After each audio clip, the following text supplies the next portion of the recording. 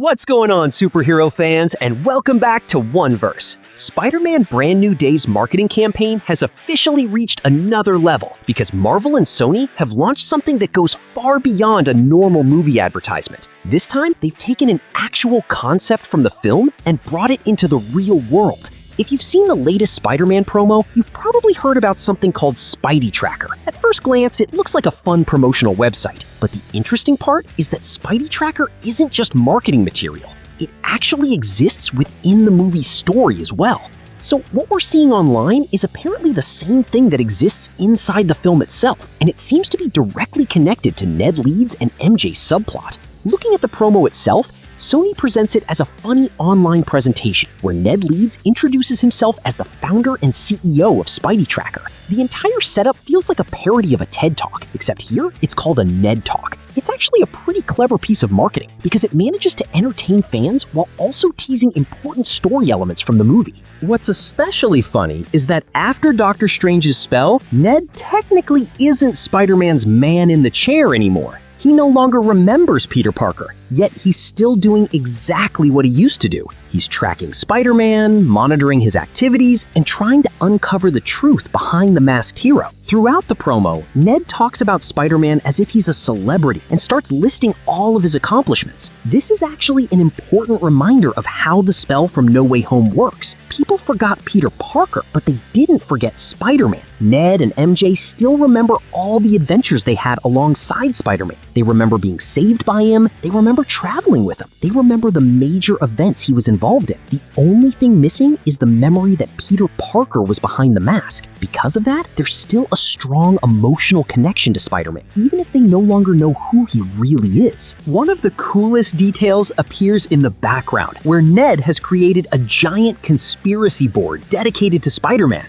The board contains images of multiple Spider-Man suits from previous films. Fans can spot the Night Monkey suit, the Homecoming suit, and references to both Far From Home and No Way Home. It looks like Ned has been documenting every major Spider-Man appearance and building an investigation around the hero. In many ways, it feels like an extension of the role he played in earlier movies when he was helping Spider-Man behind the scenes. Another fun detail is that Ned refers to Spider-Man as Webhead. Comic readers will instantly recognize that nickname because it's one of Spider-Man's most classic comic book aliases. Surprisingly, nobody in the MCU has actually called him Webhead before, making it a small but enjoyable Easter egg for longtime fans. The Spidey Tracker website itself contains much more than just Spider-Man information. It also includes profiles for several villains and major characters, and that's where things start getting really interesting. Scorpion has his own profile, warning users to stay away from his dangerous mechanical tail. It's a direct callback to Spider-Man Homecoming, where Matt Gargan was first introduced. What's interesting is that the profile is written entirely from Ned's perspective. Because he doesn't remember Peter Parker, none of the personal history between Spider-Man and Scorpion is mentioned.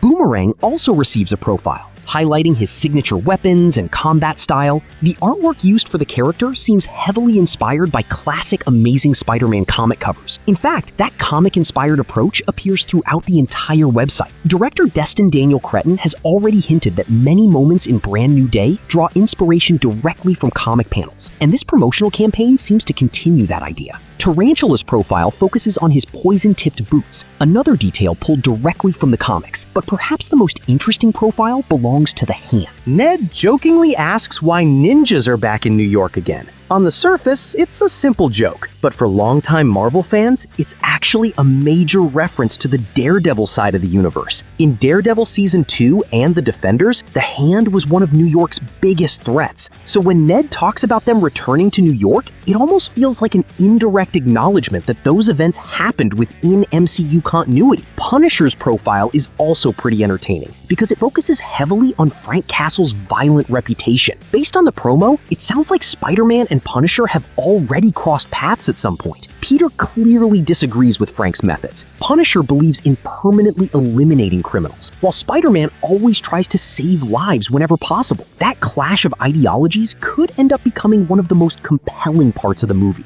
But the biggest mystery on the website involves an unidentified character whose profile is marked only with a question mark. Initially, many fans assumed this was Tombstone. However, the description suggests something completely different. It specifically says that anyone with information should report it because the individual is extremely difficult to track. Because of that, many fans now believe the profile may actually be referring to Sadie Sink's mysterious character. According to various reports, the upcoming trailer is expected to put much more focus on her role. Several leaks claim that she possesses powerful telepathic abilities and may even be shown controlling people's minds. Some rumors suggest she directly clashes with Spider-Man and becomes frustrated after discovering that she cannot read his mind. The theory is that Peter's evolving spider abilities are making him resistant to telepathic attacks. That would explain why she becomes so interested in him. Some leaked dialogue even hints that MJ may somehow become involved in this conflict, although the full context remains unclear. We still don't know exactly what this character wants, why the Department of Damage Control is pursuing her, or why Spider-Man becomes involved in her story. That's why many fans believe Marvel may be intentionally presenting her as a villain in the marketing, while hiding her true role in the actual movie. The promo also contains plenty of smaller details for eagle-eyed fans. Ned's desk includes a PS5 controller, a Spider-Man-themed smartwatch, and several Samsung products that are clearly part of Sony's promotional partnerships. There are also Star Wars Lego references that feel very similar to the atmosphere of Spider-Man Homecoming. But perhaps the most emotional detail is found in Ned's room. Several photographs featuring Ned and MJ can be seen hanging in the background. The implication is that Peter was originally part of those photos, but after Doctor Strange's spell, he has effectively disappeared from them. The whole thing feels very similar to the disappearing photograph sequence from Back to the Future and serves as a visual reminder of what Peter sacrificed at the end of No Way Home. Overall, this entire Spidey Tracker campaign feels like much more than a simple marketing stunt. It actually expands the movie's narrative and provides a glimpse into what life looks like after Doctor Strange's spell. Even though Ned and MJ no longer remember Peter Parker, they still seem drawn towards Spider-Man.